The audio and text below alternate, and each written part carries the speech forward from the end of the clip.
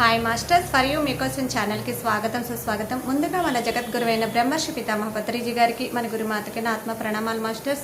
Okay masters, ప్రతిరోజు మన ఛానల్లోని ధ్యానం, స్వాధ్యాయం, సజ్జన సాంగత్యం జరుగుతుంది మాస్టర్స్. అలాగే జూమ్ సెక్షన్లో పాల్గొన్న మాస్టర్లు, యూట్యూబ్లో చూస్తున్న మాస్టర్లకు కూడా ధన్యవాదాలు తెలుపుకుందాం. ఓకే మాస్టర్స్, ఈరోజు మన ఛానల్కి సీనియర్ పేరుడు మాస్టర్ గారైన అనుజ గారు హైదరాబాద్ నుంచి వచ్చారు. మేడం గారిని సాదరంగా ఆహ్వానించుకుందాం. ఈరోజు మేడం చెప్పబోయే టాపిక్ మాస్టర్స్, అందరికీ శ్రీరామ నవమి శుభాకాంక్షలు మాస్టర్స్. సీతారాముల కళ్యాణం యొక్క విశిష్టత, ఈ ఆత్మజ్ఞానం అందించడానికి మేడం గారు వెల్కమ్ చెప్తాం మాస్టర్స్. నమస్తే మేడం, వెల్కమ్ మేడం. నమస్తే సరిత మేడం. ముందుగా మనందరి గురువైన పితామహ బ్రహ్మర్షి సుభాష్ పత్రిజీ గారికి అనంత కోటి ప్రణామాలు తెలియజేసుకుంటున్నాను ఫ్రెండ్స్. ఓకే ఫ్రెండ్స్, మరియు మీకోసం జూమ్ సెక్షన్ మాస్టర్స్ కి, యూట్యూబ్ మాస్టర్స్ కి కృతజ్ఞతలు తెలుపుకుంటున్నాను ఫ్రెండ్స్. ఓకే ఫ్రెండ్స్, మనం ఈరోజు చాలా గొప్ప విశిష్టమైన పండుగ గురించి మనం ఈరోజు చెప్పుకోబోతున్నాం. అంటే అది ఇప్పటి పండుగ, నూతనంది కాదండి. అంటే యుగ యుగాలంటే త్రేతాయుగము నాడు శ్రీరామచంద్రుడు జన్మించిన రోజు. శ్రీరామచంద్రుడు అంటే సాక్షాత్తు శ్రీ మహావిష్ణువు అవతార పురుషుడుగా మానవ జన్మ తీసుకున్నటువంటి ఆ గొప్ప రోజు. ప్రతి ఒక్కరు మనకి బ్రహ్మ, విష్ణు, మహేశ్వరులు ఎవరైనా అవతార పురుషులుగా ఈ భూలోకానికి వస్తున్నారంటే కార్యకారణం అనేది కంపల్సరీ ఉంటుంది. ఉండడం ద్వారానే వాళ్ళు లోక కళ్యాణం కోసం జన్మ తీసుకోవడం జరుగుతుంది అన్నమాట. అదే ఈ రోజు మనం లోక కళ్యాణం అంటేనే సీతారాముల కళ్యాణము అనేది కూడా మనం చెప్పుకోబోతున్నాం. ఆ రెండు పేర్లు కూడా ఎందుకు వచ్చిందో కూడా మనం తర్వాత చెప్పుకుందాం. ఫస్ట్ శ్రీరాముని యొక్క జన్మ ఎలాగా ఆయన ఆవిర్భవించారు అనేది మనం ముందు తెలుసుకోవాలి. శ్రీరామ నవమి అనేది రాముని యొక్క జన్మ విశిష్టత మనం ఫస్ట్ తెలుసుకోవాలి. తెలుసుకున్న తర్వాత మన కళ్యాణం గురించి కూడా తెలుసుకుందాం ఫ్రెండ్స్. ఆయన ఎప్పుడు శ్రీరాముని తండ్రి దశరథుడు, ఆయనకి అసలు సంతానమే లేదు. సంతానం లేనందువలన ముగ్గురు భార్యలను కూడా వివాహం చేసుకుంటాడు. ఎవరెవరిని? కౌసల్య, సుమిత్ర, కైకేయి. ఇట్లా ముగ్గురు భార్యను చేసుకున్న వాళ్ళకి సంతానం కలగకపోయినందువలన పుత్ర కామేష్టి యాగము చేయడం జరిగింది. పుత్ర కామేష్టి యాగం చేస్తున్నప్పుడు దేవతలు, ముక్కోటి దేవతలని అందరినీ ఆహ్వానిస్తారు. ఆ ఆహ్వానంలో రావణాసురుడు కూడా కొన్ని వేల కోట్ల రాక్షసులు వాళ్ళందరూ కూడా తరలి రావడం జరిగింది. రావణాసురుని కూడా ఆహ్వానించడం జరిగింది. చూడండి ఫ్రెండ్స్, రావణాసుని కొన్ని వేల కోట్ల రాక్షసులందరూ కూడా రావడం, కొన్ని వేల లక్షల దేవతలు అందరిని ఆహ్వానించి పుత్ర కామేష్టి యాగం చేస్తున్న తరుణంలో ఆ యొక్క అగ్నిగుండం నుంచి ఒక మహాత్ముడు, మహానుభావుడు, ఆజానుబాహుడు, అంటే ఒక పర్వతం ఎంత ఎత్తున ఉంటుందో అంత ఎత్తునున్న పర్వతం, అంత ఎత్తున ఉన్నటువంటి ఒక ఆజానుబాహుడు దివ్య పురుషుడు. ఆయన ఆకారం అంత దివ్యంగా వెలిగిపోతున్నటువంటి ఆకారంలో అతని చేతిలో ఒక బంగారు కలశం, దాని మీద మూత కూడా పెట్టబడి ఉందంట. ఆ బంగారు కలశంతో ఆయన బయటికి రావడము, దశరథుని దగ్గరికి రావడము, మీకు ఈ యొక్క అమృత పాయాసాన్ని మీకు అందిస్తున్నాను. మీరు పుత్ర కామేష్టి యాగం చేస్తున్నారు కనుక మీకు సంతాన ప్రాప్తి కలుగుతుంది. మీ భార్యలకి ఇవ్వండి అని ఆయనకి ఇవ్వడము. ఆయన అది తీసుకొని ఎంతో సంతోషించి, ఎంతో ఆనందంతో ఎవరో ఇదంతా స్టోరీ అనేది ముందే రచించబడింది. వశిష్ఠ మహర్షి ఇది రచించింది వాల్మీకి మహర్షి. ఈ యొక్క రామాయణాన్ని రచించినది వాల్మీకి మహర్షి. ఈ వాల్మీకి మహర్షి ఆయన కూడా అక్కడ ఉన్నారు. అందరు ఉన్నారు. వశిష్ఠ మహర్షి, వాల్మీకి మహర్షి, వీళ్ళందరూ కూడా అక్కడే ఉన్నారు. వీళ్ళు ఏం చేశారంటే వీళ్ళందరికీ దేవతలకు కూడా ఈయన చెప్తూనే ఉన్నారు అనమాట. వాల్మీకి మహర్షి ఏమని చెప్తున్నారు, మీరు ఆయన జన్మ తీసుకోబోతున్నారు. ఈ స్టోరీ అంతా వాళ్ళకి తెలుసు కనుక రియల్ గా జరిగిన స్టోరీలు అనమాట ఇవన్నీ. చరిత్ర అనేది రియల్ గా జరిగినదండి. 28,000 సంవత్సరాల యుగాలు అనమాట. 28,000 యుగాలు. వశిష్ఠ మహర్షి వీళ్ళందరూ కూడా వాళ్ళ యొక్క జ్ఞాన నేత్రంతో ఇవన్నీ చూడడము, సాక్షాత్తు జరిగేటివన్నీ వాళ్ళకి దేవత ఎవరు జన్మ తీసుకుంటున్నారు, శ్రీమన్నారాయణుడు. సాక్షాత్తు శ్రీమన్నారాయణ జన్మ తీసుకుంటున్నారు కనుక శ్రీరాముని రూపాన్ని ఆయన చెప్పడం కూడా జరుగుతుంది అనమాట. వాల్మీకి మహర్షికి అడుగుతారు దశరథుడు, ముందుగానే మీరు మాకు పుత్రులకి ఏమని పేరు పెట్టాలో కూడా మీరు మాకు చెప్పాలి అని చేయడం ద్వారా మీరు ఫస్ట్ పుత్రునికి రాముడు రామ అని పేరు పెట్టాలని కూడా వాళ్ళు చెప్పడం జరుగుతుంది అనమాట. ఈ దేవతలకి వీళ్ళందరికీ ఏమని చెప్తారంటే, మీ దేవతలకి వాళ్ళ పుత్ర సంతానం అంటే పిల్లలకి జన్మనిచ్చే ఇది అర్హత లేదు, వాళ్ళకి ఏదో శాపం ఉందంట దేవతలకి. కనుక మీరు మిగతా వాళ్ళు ఉన్నటువంటి అంటే నాగదేవతలు ప్రకృతి దేవతలు ఎంతో మంది ఉన్నారనమాట. వాళ్ళందరితో అనుసంధానమై మీరు వానర సైన్యాన్ని పెంచాలి. వానర సైన్యాన్ని కొన్ని వేల కోట్ల సైన్యం పెంచాలి.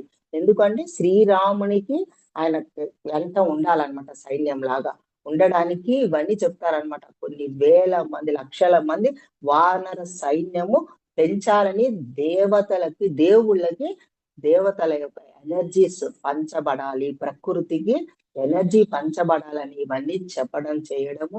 తర్వాత దశరథుడు తన 3 భార్యల దగ్గరికి వెళ్ళి తను ఎలా ఇవ్వడం జరిగిందంటే, ఆ అమృత కలశాన్ని తీసుకెళ్లి ముందు సగం భాగం ఒక పక్కన పెట్టి ఇంకొక సగం భాగాన్ని 2 భాగాలుగా చేయడం.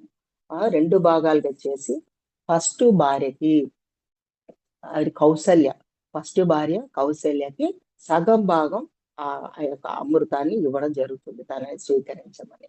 మిగతా సగాన్ని 2 భాగాలుగా చేసి సుమిత్రకి కైకేయి అన్న రెండవ భార్యకి ముందు సుమిత్రకి ఇచ్చి తీసుకోమని ఇవ్వడం. 3వ భార్యకి ఇంకా 1/4 లో దానిని 2 భాగాలుగా చేసి ఒక భాగం మాత్రమే కైకేయికి ఇవ్వడము, మిగిలిన భాగాన్ని మళ్ళా కూడా సుమిత్రకి ఇవ్వడం జరిగింది. తద్వారా వీళ్ళు తీసుకోవడం ద్వారా ఫస్ట్ కౌసల్యకి శ్రీరామచంద్రుడు, తర్వాత సుమిత్రకి మన లక్ష్మణుడు, భరత శత్రుఘ్నులు కైకేయి భార్య. ఇట్లా 4 జన్మ తీసుకోవడము. ఈ రామ అనే పేరుకి దాని యొక్క గొప్ప విశిష్టత కూడా ఉన్నది ఫ్రెండ్స్.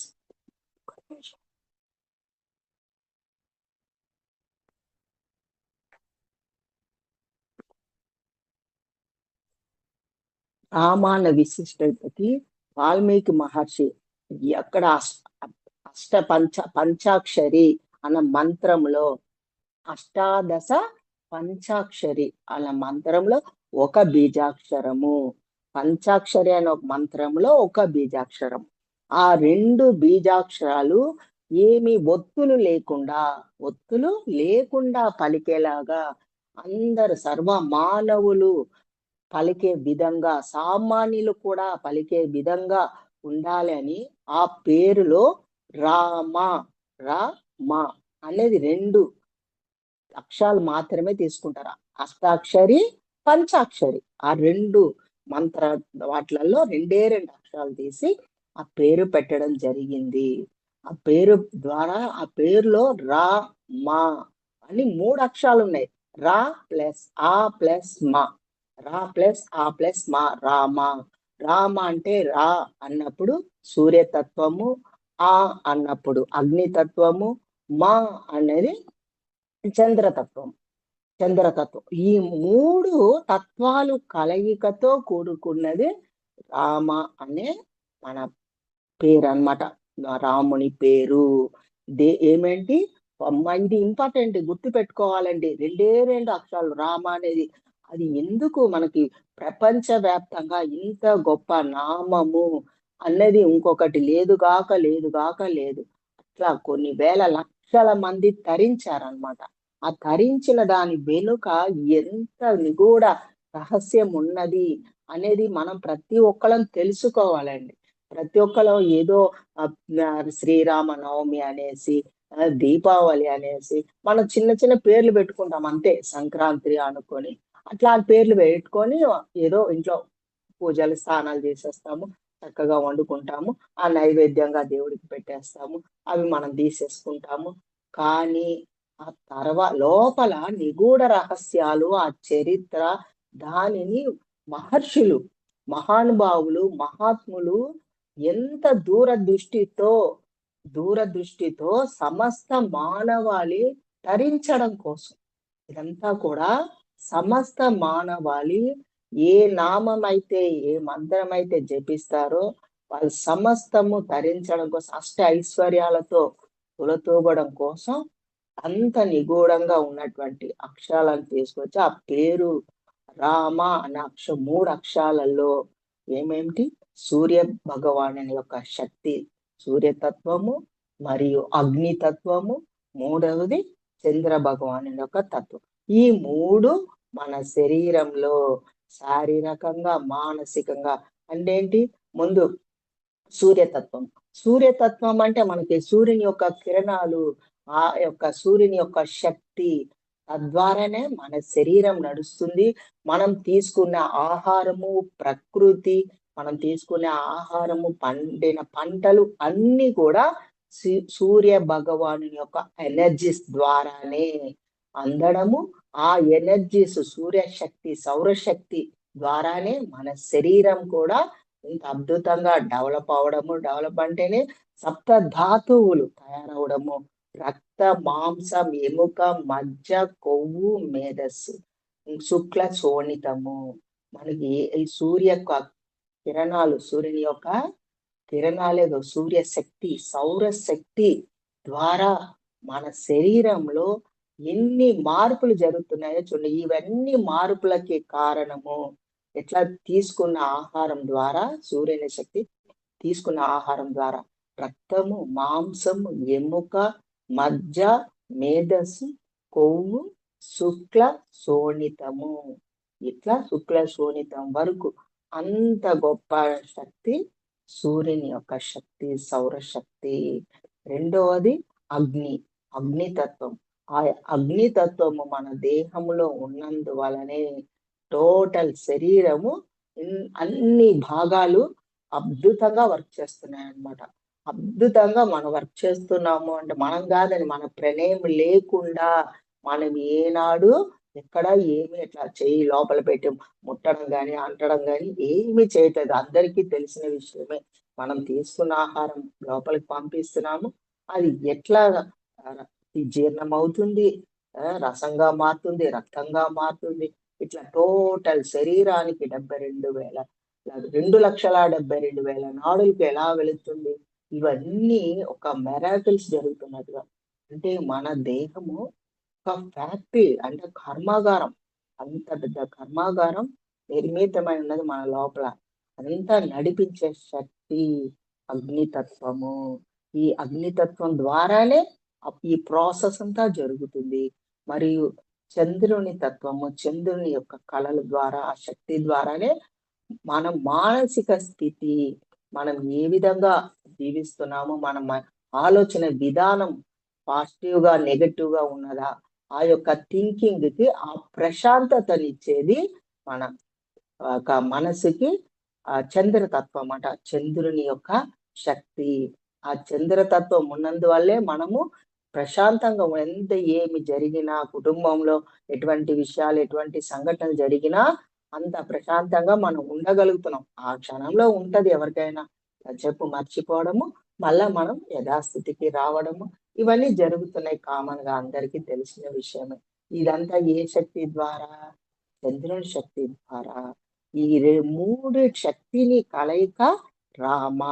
ఆ రామ అన్నది ఎంత కొన్ని వేల లక్షల మంది యోగులు, ఋషులు, మునులు తరించి ఆ నామ జపములో, ఆ మంత్ర జపములో, ఆ నామమే మంత్రం.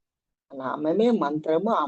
రామానం మా నిరంతరము జపిస్తూ పఠిస్తూ ఉన్న వాళ్ళు ముక్తిని మోక్షాన్ని పొందారండి.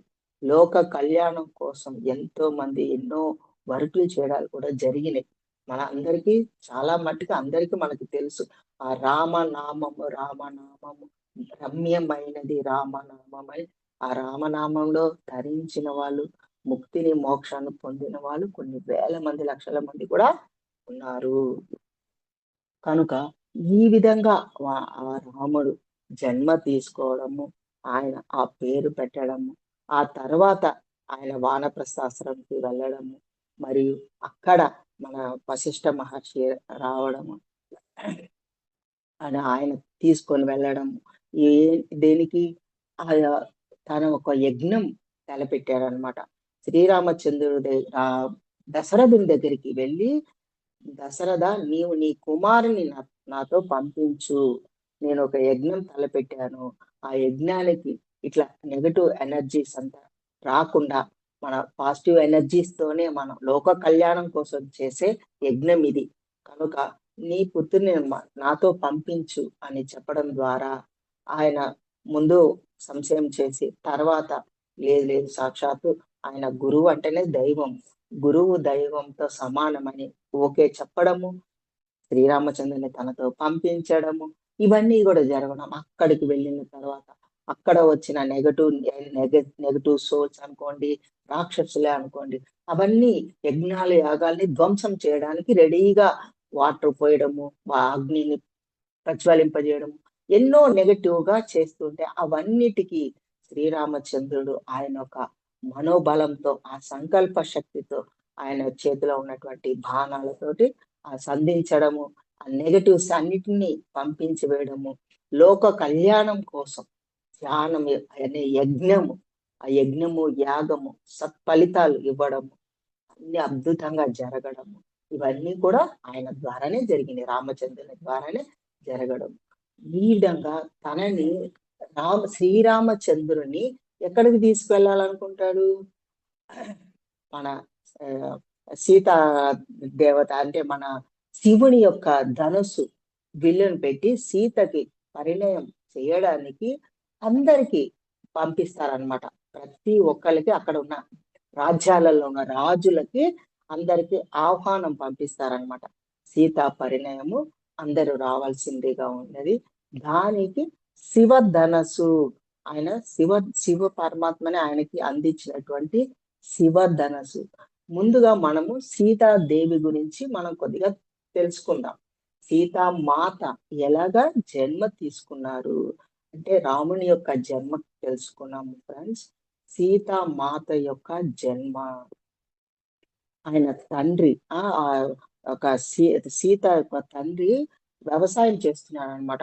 వ్యవసాయం చేస్తూ నాగలి పట్టుకొని దున్నుతున్నప్పుడు అక్కడ ఒక పిల్ల శబ్దం అరుపులు వినపడతాయి. పిల్లని యొక్క శబ్దం వినపడినప్పుడు ఆయన దగ్గరగా వెళ్ళి చూస్తే అక్కడ భూమిలోంచి శబ్దం వినబడుతుంది. వినబడినప్పుడు చేతితో ఆ మట్టిని ఇట్లా పక్కకి జరిపినప్పుడు ఒక పాప, అందమైన ఒక పాప దేదీప్యమానంగా వెలిగిపోతున్నటువంటి ఆ యొక్క చంటి పాపని చూసి తన చేతితో ఎత్తుకోవడము, ఈ పాపని నేను ఏమని అనుకోవాలి, నా కుమార్తెగా నేను అనుకోవాలా, ఈమె ఒక దేవకన్యలాగా ఉన్నది, ఈమెని నేను నా సొంత కూతురుగా నేను అనుకోవచ్చునా అని మనసులో అనుకుంటున్నారు అనమాట. అనుకున్నప్పుడే ఆకాశవాణి వినబడుతుంది అనమాట. ఆకాశం నుంచి ఆయనకి వాణి వినిపిస్తుంది. ఏమని వినిపిస్తుంది? ఈమె పేరు సీత, ఈమె నీ కుమార్తెగానే ఇప్పుడు జన్మ తీసుకోబోతుంది.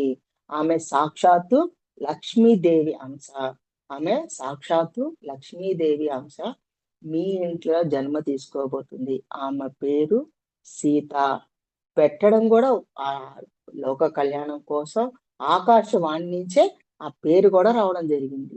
ఆమె పేరు సీత, మీ కుమార్తెగానే మీరు పెంచడం జరగాలి. ఈ లోక కళ్యాణం కోసం జన్మ తీసుకున్నటువంటి లక్ష్మీమాత, లక్ష్మీదేవి అని చెప్పడము, ఆ వాయిస్ అక్కడికి ఆగిపోవడం జరుగుతుంది. అప్పుడు ఆ చంటి పాపను తీసుకొని ఇంటికి తీసుకెళ్ళి ఎంత అల్లారు ముద్దుగా పెంచడము, ఆ పెంచిన ఆమెని అంత అద్భుతంగా అన్నిటిని అంటే చిన్న వయసు నుంచే ఆమెకి అన్ని ఇంట్లోనే అన్ని నేర్పిస్తారు.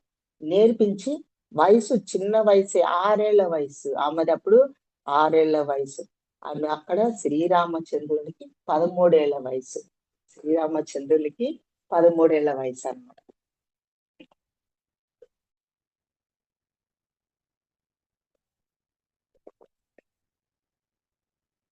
అప్పుడు యుగాలలో చూడండి, చిన్నప్పుడే పరిణయం చేయడము, అది ప్రతి ఒక్కరికి 5 ఏళ్లకి, 6 ఏళ్లకి, 7 ఏళ్లకే వివాహాలు చేయడము. పూర్వం యుగాల కిందట 28 యుగాలు అయినది. ఇది జరిగినప్పుడు 28వ యుగం అంటే ఇప్పుడు మనకి 24వ యుగము. 24వ యుగంలో జరిగిందనమాట. మనది 28వ యుగం అన్నమాట ఇప్పుడు. ఈ సీతాదేవికి ఆ పరిణయానికి ఈ ఇక్కడ శ్రీరామచంద్రుడిని మనం ఒక దగ్గరికి వెళ్తున్నాము ఏమీ చెప్పకుండా, అతను తన గురువు ఏమీ చెప్పకుండా నేను ఒక దగ్గరికి తీసుకువెళ్తున్నాను అని, ఈయనకు అదంతా ఆ స్టోరీ అంతా తెలుసు కనుక ఏమీ చెప్పకుండా నేను ఒక దగ్గరికి తీసుకువెళ్తున్నానని చెప్పడం జరుగుతుందన్నమాట. గురువు గారు ఏది చెప్తే అది వినాలి. ఓకే గురువుగారు అన్నట్టుగా ఆయన వెంటే నడిచి వెళ్ళడము. అక్కడ సీతా పరిణయానికి ఒక శివ ధనస్సు, అది శివ ధనస్సు అని అందరిని పిలుస్తారనమాట.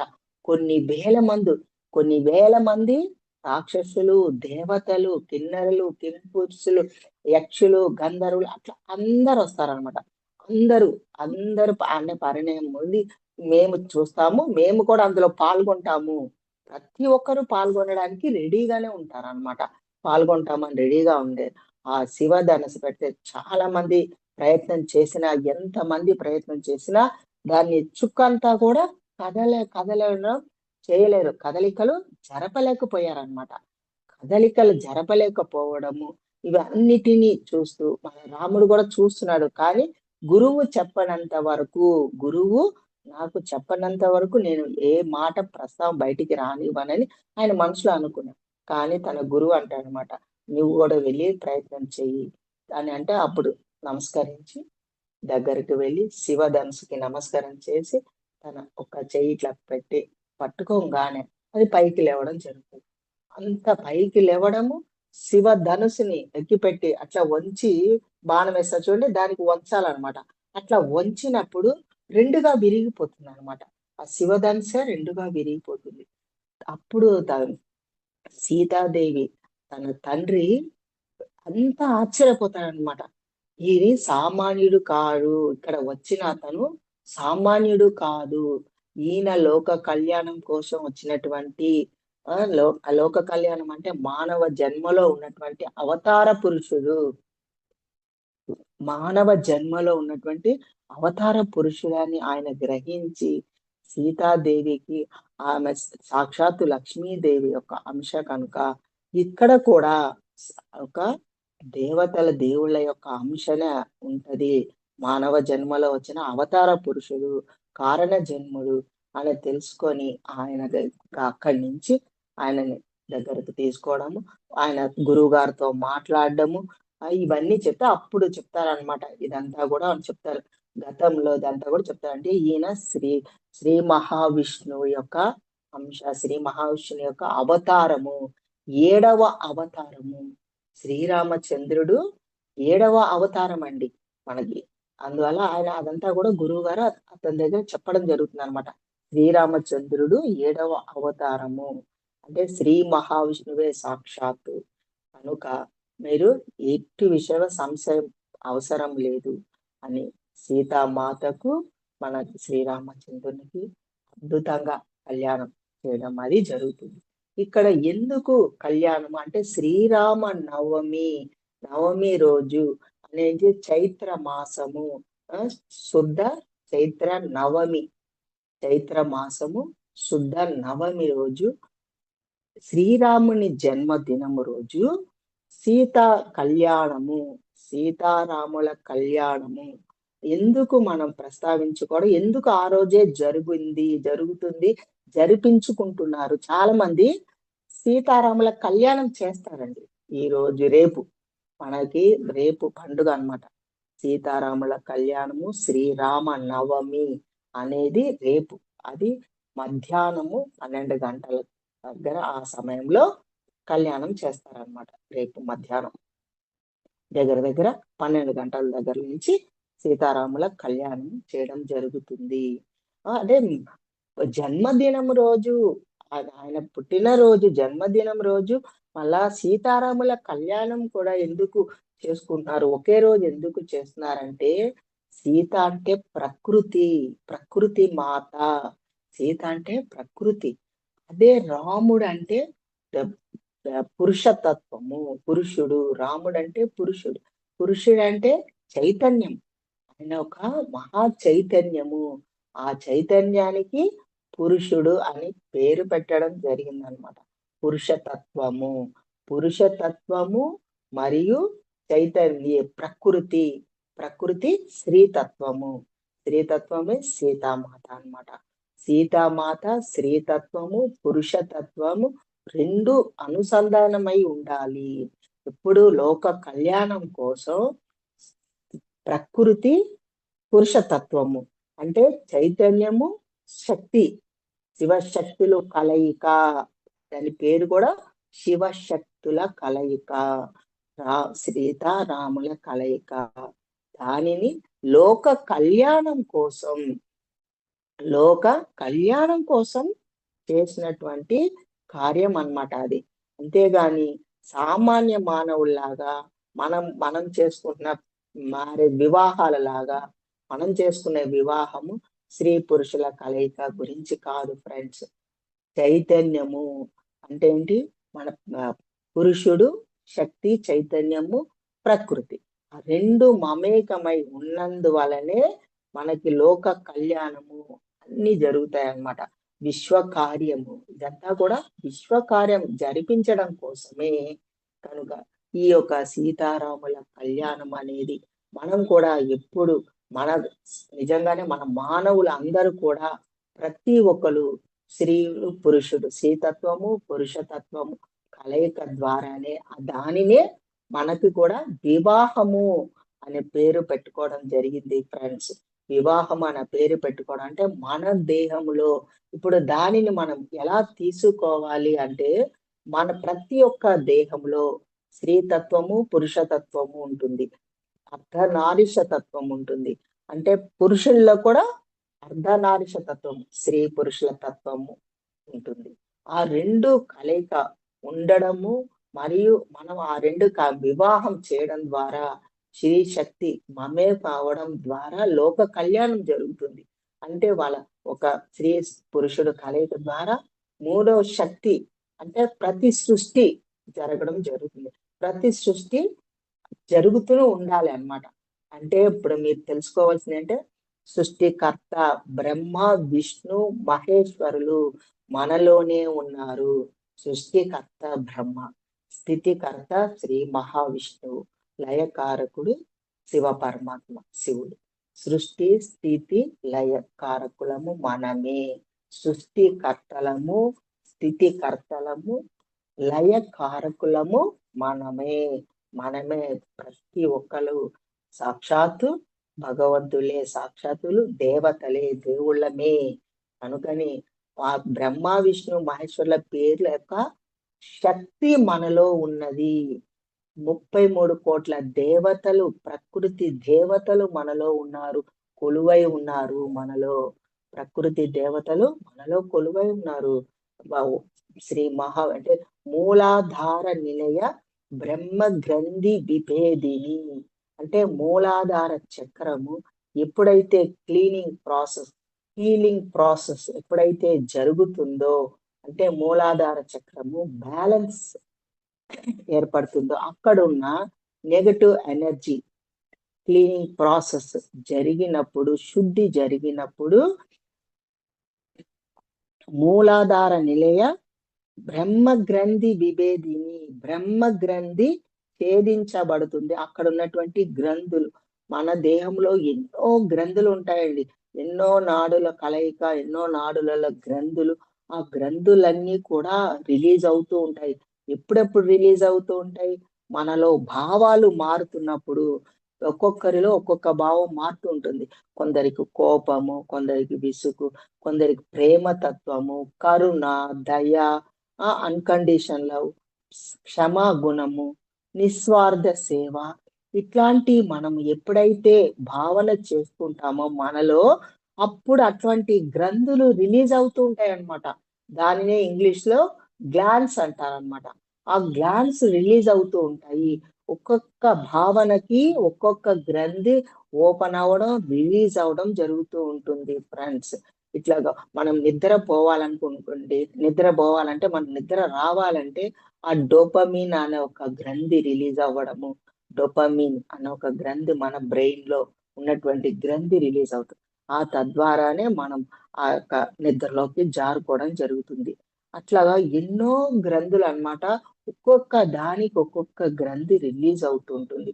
ఎప్పుడు మన యొక్క మానసిక స్థితి, మన యొక్క భావాలు, ఆలోచనలు, కోరికలు పాజిటివ్ థింకింగ్ లో ఉన్నప్పుడు పాజిటివ్ గా ఉన్నటువంటి గ్రంథులు రిలీజ్ అవుతుంటాయి.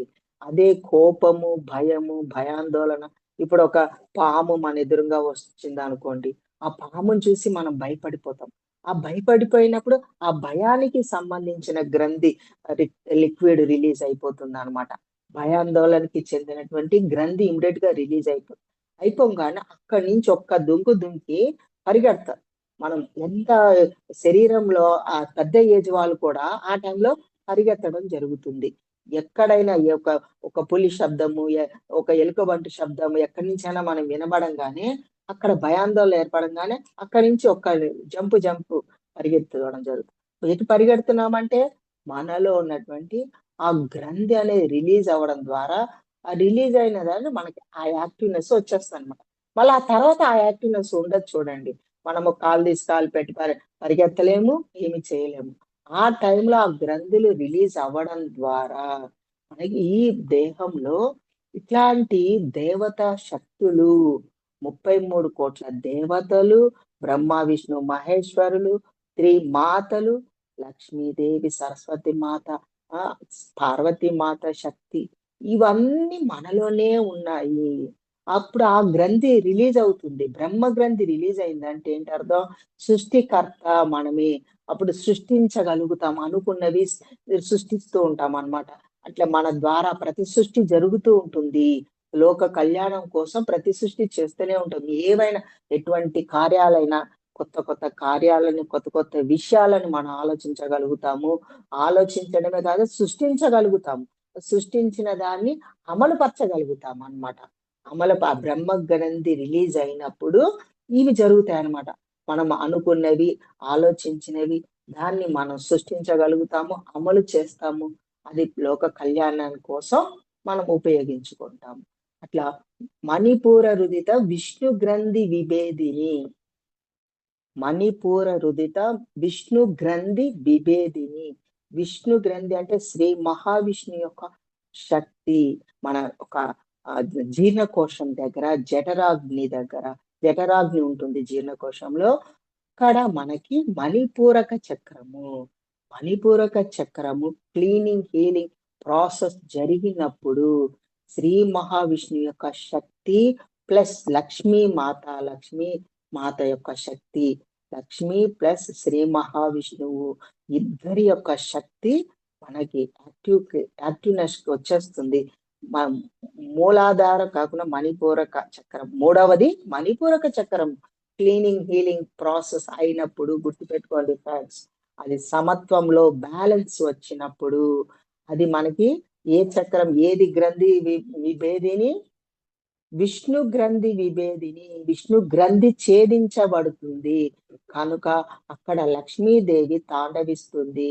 లక్ష్మీదేవి శ్రీ మహావిష్ణువు స్థితికర్త అయిన, మనం ఏ స్థితిలో ఉండాలి, ఎటువంటి స్థితిలో మనం ఉండాలి, దానిని నిరంతరము ఆచరణలో జరగాలి. మనం ఆర్థికంగా వెల్ సెటిల్ అవ్వాలన్నా, మనం తీసుకున్న ఆహారము జీర్ణం అవ్వాలన్నా, అమృత ఆహారంగా మారాలన్నా, ఆ అమృత ఆహారాన్ని మనం తీసుకున్న తర్వాత ఆ జఠరాగ్ని ద్వారా మన శరీరంలో అన్ని భాగాలు పర్ఫెక్ట్ గా పని చేయాలన్నా ఈ యొక్క శ్రీ మహావిష్ణువు యొక్క విష్ణు గ్రంథి ఛేదించబడినప్పుడు శ్రీ మహావిష్ణు యొక్క శక్తి, ఎనర్జీ, ఆ చైతన్యానికి మనం కనెక్ట్ అవుతాము. లక్ష్మీదేవి యొక్క శక్తికి కనెక్ట్ అవుతాము. తద్వారా లక్ష్మీదేవి కటాక్షము మనకు ఏర్పడుతుంది. ఆ లక్ష్మీదేవి యొక్క కటాక్షంలో ఆర్థికంగా వెల్ సెటిల్ అవుతాము. చూడండి, అన్ని మనలోనే ఉన్నాయి. అదే లోక కళ్యాణం అంటే. లోక కళ్యాణం కోసం చేసే కార్యాలు ఇవన్నమాట. మళ్ళా తర్వాత బ్రహ్మ గ్రంథి విభేదిని, ఆజ్ఞా చక్ర రుదిత బ్రహ్మ గ్రంథి విభేదిని. బ్రహ్మ గ్రంథి ఎక్కడ ఛేదించబడుతుంది? ఆజ్ఞా చక్రం దగ్గర. ఆజ్ఞ అంటే షట్చక్రాలలో చివరిది ఆజ్ఞా చక్రం. 2 కనుబొమ్మల మధ్యమున ఉన్నటువంటి ఆజ్ఞా చక్రం.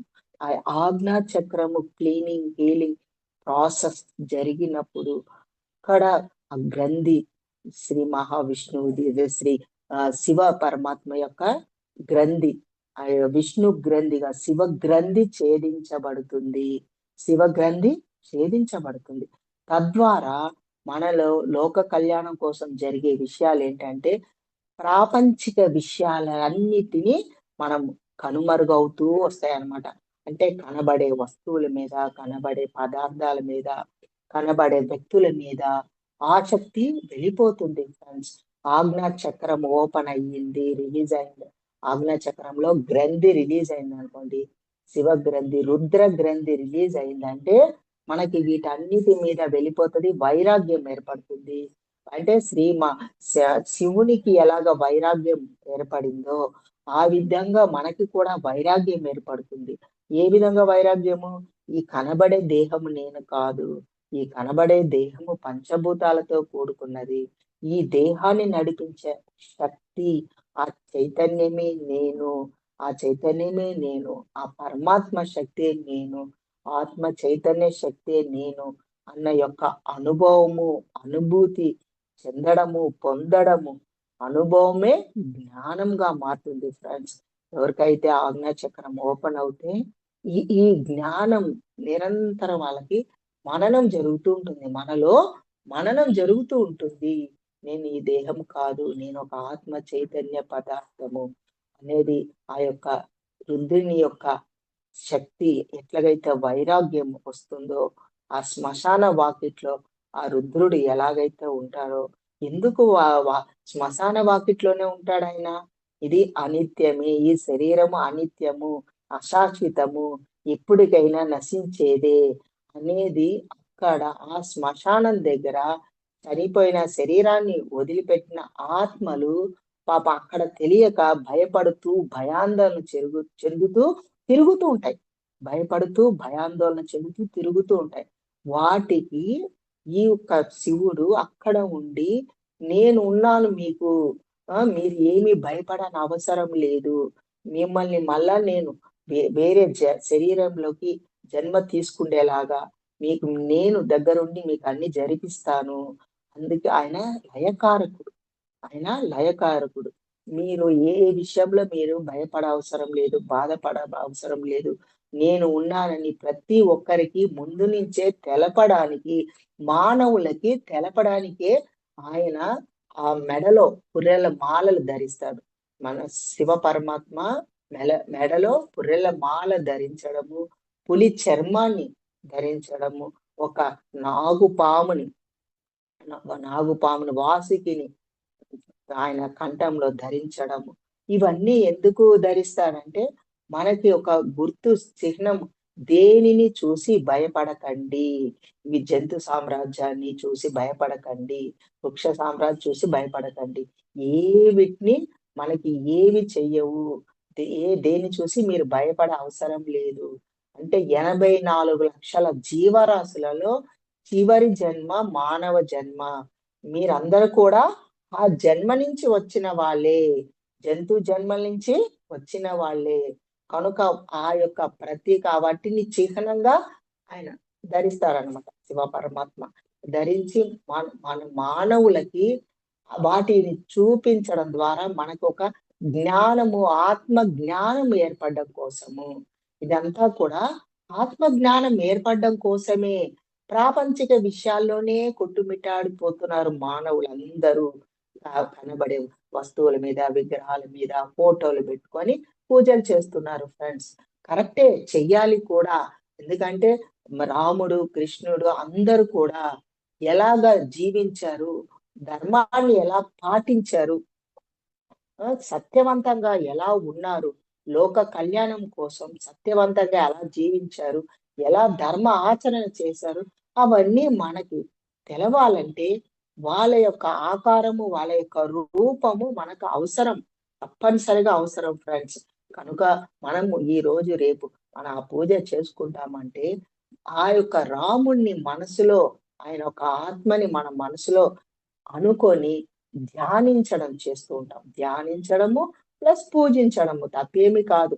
మనం తీసుకునే ఆహారము మనం నైవేద్యంగా, ప్రేమపూర్వకంగా మనం ఏ పని చేసినా, ఎక్కడ ఏ పూజ చేసినా, ఇంట్లో ఏ పని చేసినా, మీరు ఆఖరికి బాత్రూమ్‌లు కడుగుతున్నా, మనం ఇంట్లో బాత్రూమ్‌లని ఏవి కడుగుతున్నా కూడా దానిని ఒక పూజకి ఒక భాగంగా మనం ఆ యొక్క బాత్రూమ్ గూడా మనం అనుకున్నప్పుడు, మనం ఆ బాత్రూమ్ గూడా పూజ చేసినట్టే చక్కగా కడుగుతాం. అంతేగాని విసుక్కోవడాలు, చిరాకు పడ్డాలు, అసహించుకోవడాలు ఇటువంటి ఏమి ఉండవు ఫ్రెండ్స్. ప్రతి ఒక్కరింట్లో ప్రతి ఒక్కళ్ళము చేసే పని ఒక పూజలాగా చేస్తారు. అది అందరికీ తెలుసు. ప్రతి ఒక్కరు స్త్రీలు అయితే ఇంకా 99% స్త్రీలు ప్రతి ఒక్కరు ప్రతి ఒక్క పనిని అద్భుతంగా పూజ లాగే చేస్తారు. అది బయట కనబడే విగ్రహానికి, ఫోటోకే చేస్తున్నారని అనుకుంటున్నారు. కానీ అది కాదు ఫ్రెండ్స్. అది మన గురించి, మన లోపల ముక్కోటి దేవతలు, దేవుళ్ళు, బ్రహ్మ, విష్ణు, మహేశ్వరులు, సాక్షాత్తు పార్వతీదేవి, సరస్వతీదేవి, లక్ష్మీదేవి, మాతలందరూ కొలువై ఉన్నారు మనలో. ఆ దేవతలకి మన నైవేద్యం పెడుతున్నాం. ఆ దేవతలకి మనం పూజిస్తున్నాం, ధ్యానిస్తున్నాం. లోక కళ్యాణం కోసం, లోక కళ్యాణం కోసం మనం కనబడే వస్తువులతోటి, కనబడే పదార్థాలతోటి నైవేద్యం చేసి ఒక్కసారి ఆ స్మరించుకొని శ్రీరామచంద్రుని ధ్యానించుకొని, స్మరించుకొని అక్కడ నైవేద్యంగా పెట్టి మళ్ళా అది ఎవరు స్వీకరిస్తారు? ఎవరు తీసుకుంటాం ఫ్రెండ్స్? మళ్ళా మనం ఇంట్లో మన కుటుంబ సభ్యులతో మనం ఆ నైవేద్యాన్ని మళ్ళా మనం స్వీకరిస్తున్నామంటే మనలో ఉన్న దేవుళ్ళకి, దేవతలకి, శ్రీరామచంద్రునికి, సీతామాతకి అంటే సాక్షాత్తు శ్రీ మహావిష్ణువు, లక్ష్మీదేవికి మనం అందరికీ ఆ నైవేద్యము సమర్పిస్తున్నాము. వాళ్ళు లోపల కొలువై ఉన్నారు. ఆ యొక్క శక్తితో నిబిడీకృతం ఉన్నాం. కనుక మనం అందరము ప్రతి ఒక్క మానవుడు, ప్రతి ఒక్క స్త్రీ పురుషుడు సాక్షాత్తు దేవుళ్ళే, దేవతలే, నడయాడే దేవుళ్ళే, నడయాడే దేవతలే. కనుక సీతారాముల కళ్యాణము అంటే మీరు గుర్తుకు రావలసింది ప్రకృతి మాత, పురుష చైతన్యము, పురుషుడు, ప్రకృతి, స్త్రీ పురుషుల కళ్యాణము, లోక కళ్యాణము. లోక కళ్యాణమే మనందరి కళ్యాణము. అది తెలుసుకున్న వాళ్ళు చక్కగా రేపు అద్భుతంగా శ్రీరామనవమి చేసుకోండి. సీతారాముల కళ్యాణం అద్భుతంగా చేసుకోండి.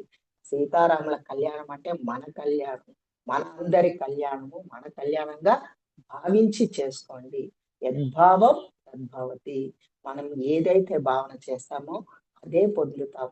అదే ఆనందము. ఆనందం అంటేనే కళ్యాణం నుంచే ఆనందం వస్తుంది. రెండు కలయిక ద్వారానే మనం ప్రకృతి దూరంగా ఉన్న చైతన్యముతోటి ఏమీ జరగదు. ఇప్పుడు ఉదాహరణకి ప్రకృతి అంటే మన పంచభూత తత్వాలు, అందరు దేవుళ్ళు మనలోనే ఉన్నారు. పంచభూత తత్వాల దేవుళ్ళు అంటే భూమాత తత్వం కూడా ఈ దేహంలో ఉన్నది. మన జలతత్వం వరుణ దేవుడు, 70% మన దేహంలోనే ఉన్నారు వరుణ దేవుడు. వాయుదేవుడు మనం తీసుకున్న శ్వాస, ప్రతి క్షణము తీసుకున్న శ్వాస వాయుదేవుడు. వాయుదేవుడు మన లోపల కొలువై ఉన్నాడు. ఆకాశ దేవుడు, ఆకాశరాజు అంటే శ్రీమాన్ ఆకాశరాజు ఆయన పేరు అంతే. ఆకాశ తత్వం మన లోపల ఉంది. శూన్యతత్వం కూడా మనలో ఉన్నదన్న ప్రతి భాగానికి మధ్యలో గ్యాప్ ఉన్నదంతా ఆకాశ తత్వం ఫ్రెండ్స్. బాగా గుర్తుపెట్టుకోండి. మన లోపల ఉన్న భాగాల ఒక్కొక్క భాగానికి మధ్యన గ్యాప్ ఉంటుందన్నమాట. ఆ గ్యాపే శూన్యము. ఆ శూన్యతత్వమే ఆకాశతత్వం. ఆకాశతత్వం ఎనర్జీ మనలో ఉన్నది.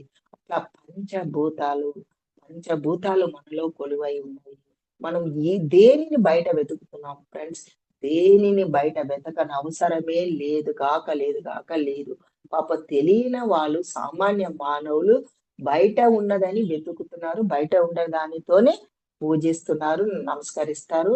మంత్రము, జపము, నామ జపం తెలియనంత వరకు ఫ్రెండ్స్. అది వాళ్ళకి తెలియని స్థితి. చివరి మెట్టు, చివరి మెట్టు ధ్యానము. ఇవన్నీ కరెక్టే. మరి మన ఉత్తర గీతలో కూడా శ్రీకృష్ణ పరమాత్మ మనకు అందించారు. కోటి పూజ సమం స్తోత్రం, కోటి స్తోత్రములు సమో జపః, కోటి జపములు సమో ధ్యానం, కోటి ధ్యానములు సమోలయః.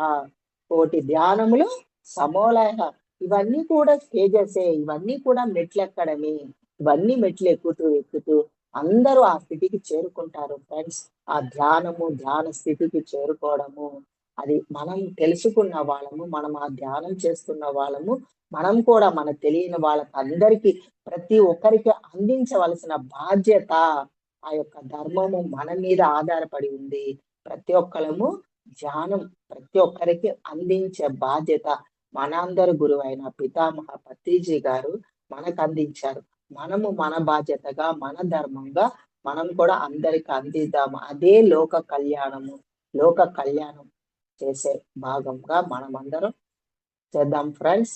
ఇప్పుడు రేపు యొక్క శ్రీరామ నవమి, సీతారాముల కళ్యాణం శుభాకాంక్షలు అందరికీ తెలుపుతూ, సమస్త మానవాళికి శుభాకాంక్షలు తెలుపుకుంటున్నాను ఫ్రెండ్స్. ఇక నుంచే మీ అందరిలో ఉన్న ఆ చైతన్య శక్తికి, సీతారాముల యొక్క శక్తికి శిరస్సు వంచి ప్రణామాలు చేసుకుంటున్నాను ఫ్రెండ్స్. థ్యాంక్ యూ మా, thank you so much. Thank you madam. Thank you madam, thank you so much madam. For you మీకోసం మన ఛానల్కి వచ్చి ఎంతో గొప్ప ఆత్మజ్ఞానం అందించిన అనుజ గారికి, అంజలి గారికి, బిందు మేడం గారికి ధన్యవాదాలు తెలుపుకుందాం మాస్టర్స్. ప్రతినిత్యం ఎరుకతోటి ధ్యానం, స్వాధ్యాయం, సజ్జన సాంగత్యం చేద్దాం మాస్టర్స్. అందరి చేత చేద్దాం మాస్టర్స్. వైజాగ్కి మెగా పిరమిడ్ రావాలని పరమగురుల కోరిక, పత్రిగారి కోరిక, పత్రి మేడం కోరిక. మనం అందరం సంకల్ప ధ్యానం చేసి వైజాగ్ మెగా పిరమిడ్ వచ్చేలా చేద్దాం masters. Thank you masters. Thank you.